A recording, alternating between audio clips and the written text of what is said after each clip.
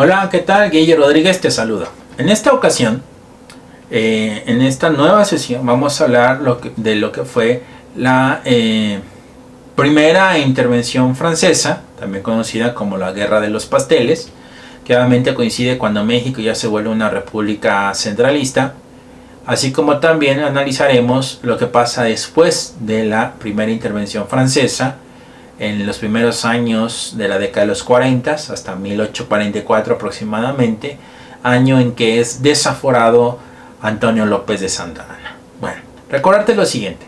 En la unidad 1 vimos la llegada de los Borbones, las reformas borbónicas, la guerra de los 7 años, en el Inter la toma de La Habana, la independencia de las 13 colonias, la Revolución Francesa, la Revolución Haitiana, en el Inter, mientras se aplican las reformas borbónicas, la expulsión de los jesuitas, la aparición de Napoleón Bonaparte, la crisis del pacto social, el proceso de independencia. Y en esta unidad 2 hemos visto el imperio de Agustín de Iturbide, la caída de Agustín de Iturbide, la constitución del 24, el gobierno de Guadalupe Victoria, Vicente Guerrero, los meses que estuvo, el arribo de Santa Anna y la pérdida de Texas. ¿No? Bueno, ahora bien.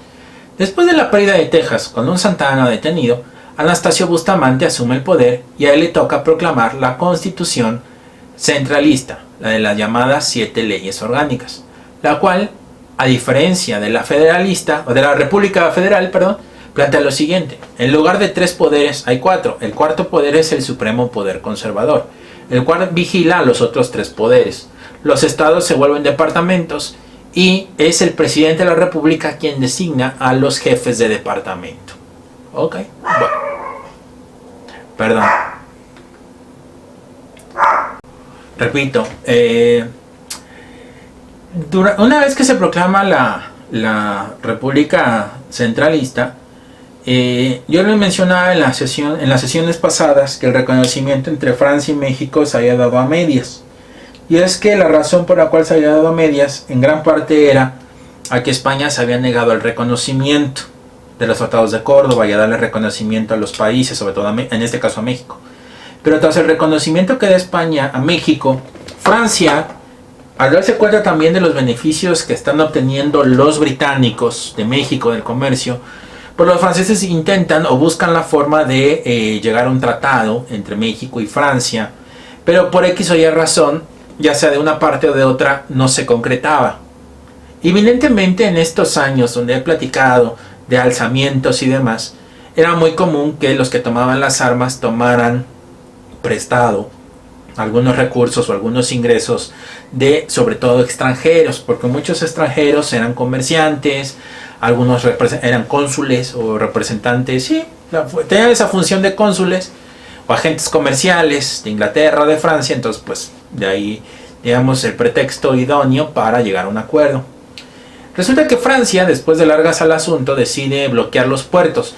No es solo en Veracruz, sino también hay una presencia francesa activa en el resto del continente, puesto que Francia, después de 34 años aproximadamente, decide volver a América. Y es que después de la pérdida de Haití en 1804, digamos, Francia vive su propio proceso interno, el tema de las revoluciones, primero caída de la monarquía, restablecimiento de la monarquía, república. Entonces eso también fue minando la política externa francesa, y los franceses lo que hacen, repito, es bloquear los puertos. Lo hicieron en Buenos Aires, también lo hicieron en México. La idea era llegar a un acuerdo, pero Anastasio Bustamante estaba muy entretenido, y no lo digo de mala forma, o sea, que no le importara a Francia, pero también tenía que resolver el problema interno que había en el país. Constantes alzamientos de grupos federalistas. Entonces coincide justamente cuando Santa Anna regresa, después de estar detenido por los tejanos, después de tener una estancia en Washington, regresa. Entonces Santa Anna ofrece, digamos, de nueva cuenta sus servicios como un militar para defender el país de los ataques franceses. Y en uno de estos enfrentamientos, pues obviamente él sale herido, pierde su pierna, y obviamente ahí es donde, digamos, Santa Anna recupera esa fama o ese protagonismo que había perdido después de los tratados o convenios de Velasco. Santa Anna llega al acuerdo con los franceses, y obviamente los franceses pues obviamente no, además de llegar a un acuerdo, pues piden una indemnización para ciudadanos franceses que se habían visto afectados. Y en el listado de franceses afectados venía un pastelero. Entonces pues ya se imaginarán, la gente pensó o dijo que esta intervención francesa se trataba como, o sea, nosotros lo conocemos como la llamada Guerra de los Pasteles. Punto, nada más. Aún así, después de que Santa Anna llega a un acuerdo, regresa Bustamante. En ese inter, ya para la década de los 40, se decide establecer una dictadura donde está Santa Anna, está Mariano Paredes, ¿no? Pero el problema es que sigue habiendo conflicto entre federalistas y centralistas. Entonces Santa Anna, lo que él busca o lo que él anhela es que se modifique la constitución actual, o sea, en ese momento la que era actual, que era la de las 7 leyes orgánicas, quitando el cuarto poder, porque consideraba que el cuarto poder entorpecía un poco las decisiones del presidente. Lo que no sabía Santa Anna es que el Congreso que se estaba conformando era en su gran mayoría federalista. Entonces, cuando Santa Anna le pide una propuesta al Congreso, el Congreso le presenta 2, pero que son federalistas, y Santa Anna no, pues no. Nada que ver con lo que él tenía en mente, así que Santa Anna, a principios de los 40, le pide a Nicolás Bravo disolver el Congreso y crear una junta en su lugar que saque el trabajo que él desea, ¿no? Es decir, suprimir el poder, el supremo poder conservador. Y de ahí, con esta nueva constitución, elecciones, presidente y Congreso. Pero de nueva cuenta el Congreso en su gran mayoría es dominado por los federalistas que chocan con Santa Anna. Pero el problema es que ahora se suma un tercer elemento que va a poner la balanza del lado del Congreso federalista, que es Mariano Paredes. Mariano Paredes, que había sido colaborador de Santa Anna, ahora que realmente él quería hacer una monarquía. Pero bueno, aprovechando, se junta con el Congreso Federal para enfrentarse a Santa Anna.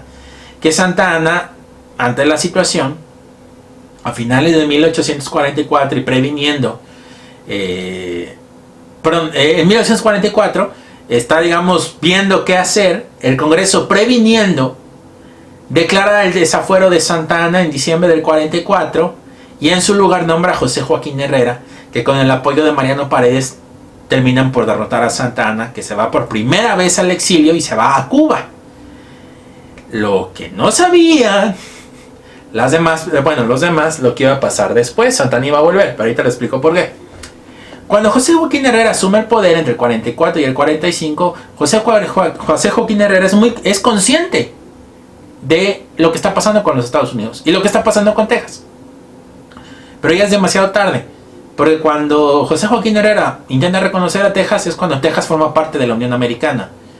Y hay otra situación. José Joaquín Herrera sabe que existe una amenaza latente con los Estados Unidos. Pero el problema es que no puede hacer mucho porque Mariano Paredes se alza y toma el poder.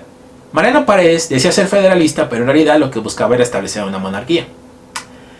Cuando él está en estos intentos por una monarquía, resulta que a la presidencia de los Estados Unidos ha llegado James Knox Polk, que como candidato le prometió al pueblo norteamericano, como parte de su expansionismo, 3 cosas. Una, el Oregón, que era un territorio que compartían de manera conjunta con los Estados Unidos, administrativamente hablando.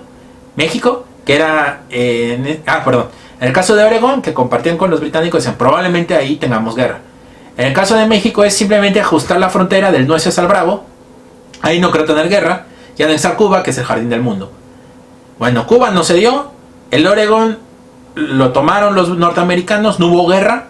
Y donde decía que no iba a haber guerra, la hubo, que fue con México. Resulta que James Knox Polk manda a Zachary Taylor a adentrarse con el ejército a territorio mexicano. Y este hecho será replegado o obviamente será detenido por el general Pedro Ampudia. Y obviamente esto era pretexto para que Polk dijera o cambiara las cosas, la versión de que Pedro Ampudia había atacado en territorio norteamericano, cosa que no era cierto, con lo que iniciaba la guerra con los Estados Unidos.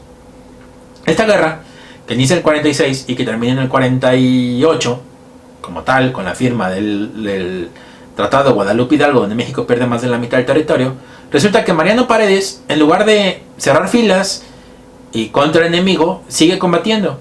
Entonces, esto obliga a que Mariano Salas vea la forma de traer de vuelta al militar que es antinorteamericano, el primer antinorteamericano en México, y que con el cual se pueden entender las cosas. Me estoy refiriendo a Santa Anna, que estaba en Cuba. Entonces, mientras esto está sucediendo, mientras esto está sucediendo, repito, resulta también que Polk, por recomendaciones de algunos de sus consejeros, dice, bueno, ¿por qué no busca contactar a Santana, que está en Cuba? Quizá con él se puedan entender las cosas. Y es que hay una razón también. No se iba a permitir el desembarco de ningún barco, porque la Marina norteamericana había bloqueado los puertos. Entonces, el único barco que podía llegar quizá era el que llevara a Santa Ana. Así que Santa Ana es contactado en Cuba, tanto por amigos como por el propio enemigo norteamericano, y Santa Ana acepta, pero pone condición de que él acepta llegar a México siempre y cuando él tenga cuente con el apoyo de Valentín Gómez Farías. Santa Ana y Gómez Farías llegan a finales de 1846, septiembre, segunda mitad del segunda mitad del año de 1846, y Santa Ana lo primero que hace es reclutar con muchos problemas un ejército para enfrentarse a Taylor, que era el general de mayor avanzada, y pues pese a que obtuvo la victoria, fue a un costo muy elevado y las ironías de la vida, tuvo que replegarse a la Ciudad de México, porque ahora había un levantamiento en contra de Valentín Gómez Farías, encabezado por los Polcos, que eso lo veremos en la próxima sesión, pero simplemente dejar entredicho lo que está sucediendo con este conflicto que estalla por esta situación que provoca Mariano Paredes y que también detona el propio Polk con su expansionismo. Cabe aclarar que en esta guerra con los Estados Unidos, México contó con el apoyo de muchos europeos católicos, en su gran mayoría irlandeses, que habían sido reclutados por el ejército norteamericano, pero que pues recibieron tratos completamente diferentes de oficiales que eran protestantes contra ellos que eran católicos. Al principio, cuando estalla el conflicto, están convencidos del discurso norteamericano o del pretexto norteamericano, pero después ellos se dan cuenta que esto es mentira, así que ellos deciden preferirle apoyar a México, que era católico, que los Estados Unidos, que predominaba el protestantismo. Estos personajes van a conformar el famoso Batallón de San Patricio, que también jugaron un papel determinante durante la guerra con los Estados Unidos entre 1846 y 1848, pero eso lo veremos en la próxima sesión a mayor detalle. Simplemente quería dejar como entrever cómo estaba el asunto. Y eso sí, aunque la historia oficial diga que Santa Ana fue un mal gobernante, pues hay que cuestionarnos eso y dejar de lado, ¿no? Digamos, hay que cuestionarlo, repito, y dejarlo de lado, pero sí, en este sentido, reconocer que si había alguien que ponía las armas a la primera en contra de los norteamericanos, era él. Y quizá no estigmatizarlo por lo que hizo en su último mandato, en donde sí vendió el territorio de la Mesilla. Ese sí, los otros no. Ya vimos cómo fue la situación con Texas, y en la próxima sesión veremos cómo fueron los tratados Guadalupe Hidalgo. Pero pues aquí la vamos a dejar. No olvides seguir pues con las indicaciones que dejé en la plataforma para esta sesión. Y pues nada más, nos estamos viendo. Nos vemos, hasta luego.